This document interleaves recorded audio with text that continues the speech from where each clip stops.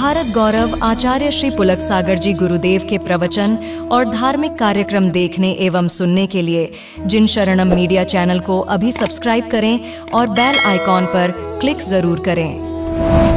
अभी मैं विछीवाड़ा में रुका ना, एक मकान में 2 दिन रुका।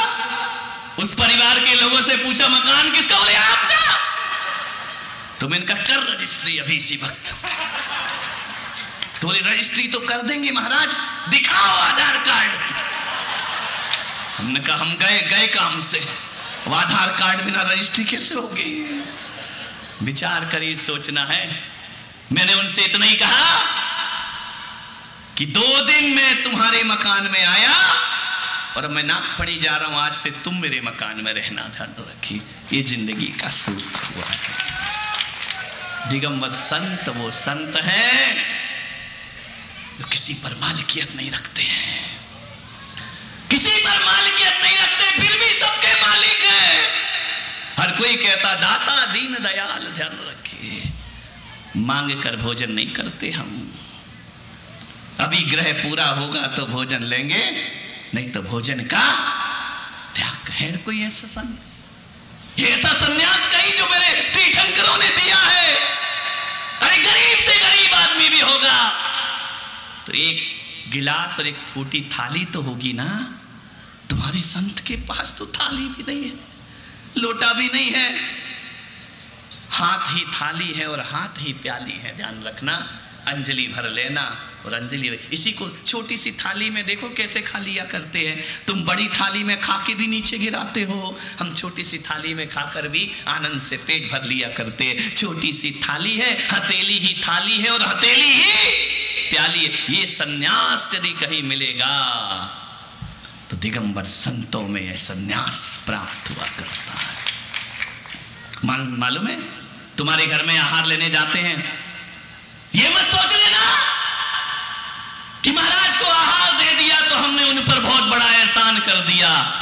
एहसान तुमने महाराज पे नहीं किया, महाराज ने तुम पर एहसान कर दिया। ध्यान रखना। क्यों? यदि महाराज तुमसे आहार नहीं लेंगे ना तो तुमको कोई दाता नहीं कहेगा। ध्यान रखना, तुम्हें दाता बनने का दर्जा यदि कोई देता है तो तुम्हारा गुरु तुम्हें दाता बनाने का दर्जा प्रदान किया करता है। उन पे तुमने एहसान नहीं किया, उनने तुम पर एहसान कर दिया। पूछना, जिस घर से कभी संत भूखा लौट जाए ना, उस घर में ऐसा मातम छाता है, उसकी माताएं उसकी बहनें ऐसी बिलक बिलक कर रोती हैं कि हमारे संत को अंतराय आ गया। इतना दुख होता है, इतना दुख होता है उसे। पुत्र शोक में भी इतनी दुखी नहीं होती जितना संत भूखा लौट जाए तो समाज दुखी हो जाया करती है।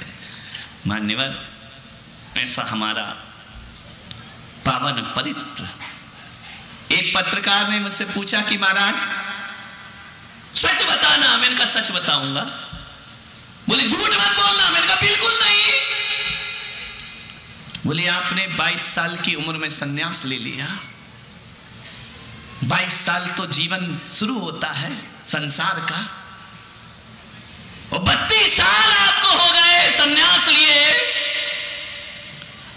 कभी पश्चाताप हुआ कि मैंने गलत मार्ग चुन लिया? कभी तो मन में आया होगा, जब गर्मी बहुत पड़ती है, जब अंतराय हो जाता होगा, बीमार होते होगे, कोई कष्ट होता होगा, तब तो पश्चाताप होता होगा ना। मैंने कहा हाँ सही कह रहे हो। मैं एक दुनिया का ऐसा साधु हूं जो रोज पछताता हूं। बोले रोज पछताते हो, फिर कैसे संत हो? मैंने कहा फिर भी मैं ऐसे ही संत हूं। मैं रोज पछताता हूं। इसलिए नहीं पछताता कि दीक्षा क्यों ले ली, इसलिए पछताता हूं कि 22 साल बर्बाद क्यों कर दिए। मुझे तो बचपन में ही सन्यास ले लेना चाहिए था, मुझे तो बचपन में ही दीक्षा। आज 22 साल घर में बर्बाद नहीं करता तो आज 50 साल की दीक्षा हो जाती मेरी। ध्यान रखना मान्यवर, ये मार्ग सन्यास तीर्थंकरों का जन्म जन्म का पुण्य उदय होता है, तब जिन मुद्रा हमारे जीवन में धारण हुआ करती है। मान्यवर, बाहर को निकलेंगे भगवान। कैसे भगवान? पार्श्वनाथ जब तक घर में रहे मनुष्यों का भोजन नहीं लिया, स्वर्ग से भोजन आता था। कपड़े स्वर्ग से, स्नान कराने स्वर्ग की देवियां, श्रृंगार कराने स्वर्ग की देवियां, जिनके महलों में प्रति पल असंख्यात देवी देवता बैठे हों, वो तीर्थंकर होते हैं हमारे। मां का स्तनपान भी नहीं करते। सौधर्मेंद्र अंगूठे में पयोधर छोड़कर जाता है, अमृत छोड़कर जाता है, उसे चूस चूस कर भगवान बड़े हो जाया करते हैं। ध्यान रखिए, जब तक घर में रहे मनुष्य से एक कण भी उन्होंने ग्रहण नहीं किया। सारी व्यवस्था स्वर्ग से होती थी।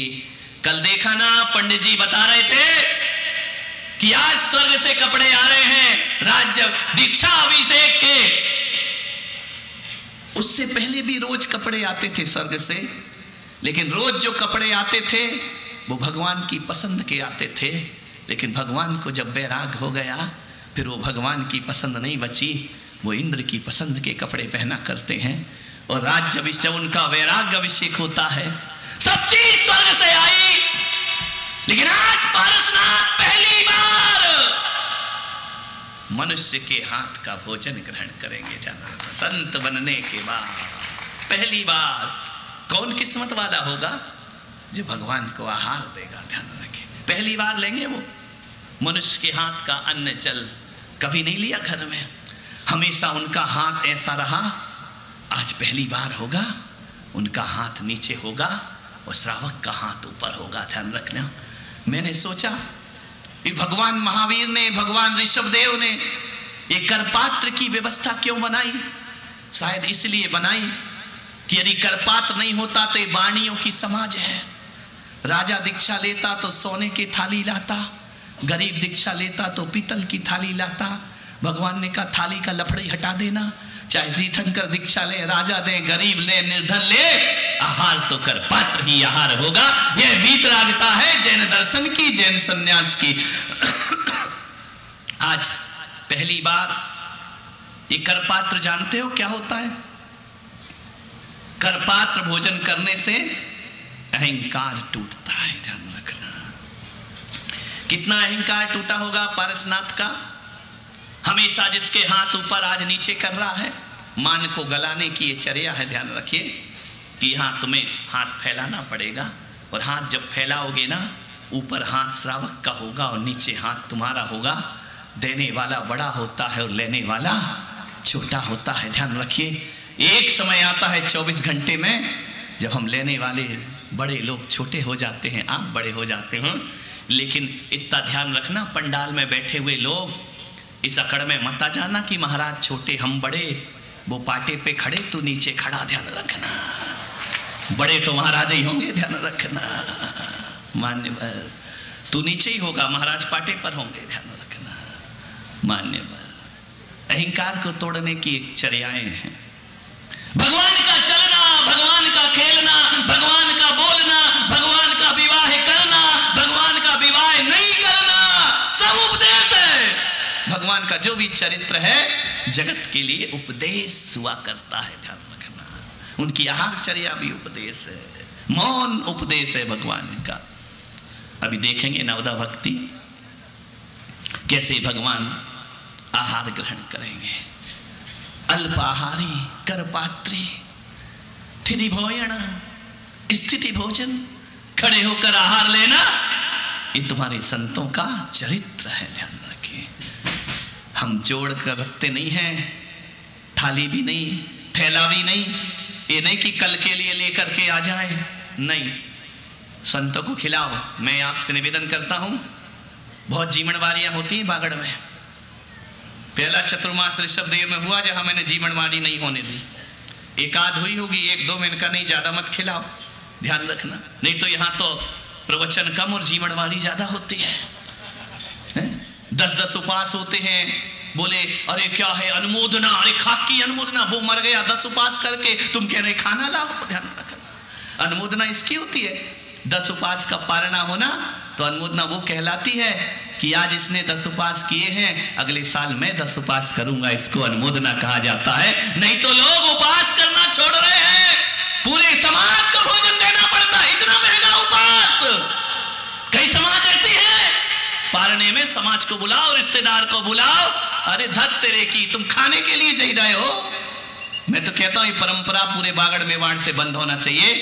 जिस घर में उपास की पारणा होना, वहां पूरी समाज का भोजन बंद हो जाना चाहिए। जीवनवारियों में पैसा बर्बाद मत करो, भोजन में पैसा बर्बाद मत करो। त्याग तपस्या का धर्म है हमारा। वो 10 दिन तक बेचारा लस्त पड़ा है, तुम खाने में मस्त पड़े हो। ध्यान रखना, ये अनुमोद ना कर रहे हो तुम, ये प्रभाव ना कर रहे हो तुम।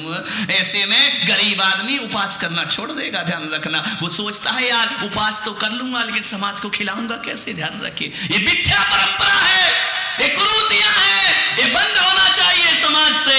इन पर रोक लगना चाहिए। ध्यान रखना है, नहीं तो तपस्वियों की संख्या दिनों दिन घटते चली जाएगी। करो अनुमोदना तपस्या की, त्याग की। मान्यवर, आपसे निवेदन है, पूरी समाज को भोजन करा के देख लेना। मैं पुलक सागर तुमको कहता हूं, मनोज भाई कुवैत से आए ना, पूरी समाज को जीवन मारी देना। पूरी समाज को भोजन कराने का आनंद एक तरफ, वो संत को एक गिलास देने का आनंद एक तरफ हुआ करता है। पूरी समाज को देने से अच्छा संत को एक गिलास दे दो। नहीं, आज की बात नहीं कर रहा हूं, पंच कल्याणक में तो चाहिए भैया, नहीं तो क्या करेंगे। इतने चौके भी नहीं कि तुम वहां जुगाड़ करो अपना। आपसे निवेदन है, सब समाज को खिलाओ तो वो सुख नहीं मिलता जो संत को खिलाओ तो मिलता है। ध्यान रखें, पैसा है ना, एक गेहूं का दाना मुंह में जाए तो विष्टा बनता है, वह गेहूं का दाना किसी खेत में जाए तो फसल बन जाता है, और वह गेहूं का दाना मेरे पारसनाथ पे चढ़ जाए तो पुण्य बन जाया करता है। ध्यान रखें, पुण्य की संपदा यहां से बटोर करके जाओ। समय हो रहा है, 1 घंटा हो गया आपका। आपसे ज्यादा मुझे अपनी चिंता है, क्योंकि आप तो चिंतामणि हैं, चिंता हर के बैठे हैं। समझ गए क्या? समझ ही गया, निपटा के आए हो, आपको कोई चिंता नहीं है। नहीं, तुम कैसे निपटाओगे फिर? इंद्राणी के खाने के लिए बने हो? इंद्राणियां बोल रही हमने नहीं खाया, वो तो पंडित जी खाने नहीं दे रहे, तू तो अब भी चले जाओ उठ के। वो तो पंडित जी की रोक लगी है, कानून है। यहां पर आहार चर्या का मार्मिक दृश्य आप देख करके फिर जाएंगे। कल अंतिम सभा, कल भगवान को निर्वाण हो जाएगा। जो सपना समाज ने देखा था कल पूरा हो जाएगा, पूरा तो आज ही हो जाएगा। सूर्य मंत्र हुआ और पाषाण भगवान बना, कल तो सिद्धालय में ले जाकर विराजमान करेंगे। मैं आशीर्वाद देता हूं, कामना करता हूं कि जो कृत्रिम सम्मेद शिखर तुमने बनाया है ना, इसकी ख्याति साक्षात सम्मेद शिखर की तरह पूरे देश में। नागफणी भाषा पारसनाथ एक पिछड़ा हुआ तीर्थ है, लेकिन अब नहीं है। अब पूरा हिंदुस्तान जानेगा कि नागफणी पारसनाथ भगवान का अतिशय क्या है। ध्यान रखिए।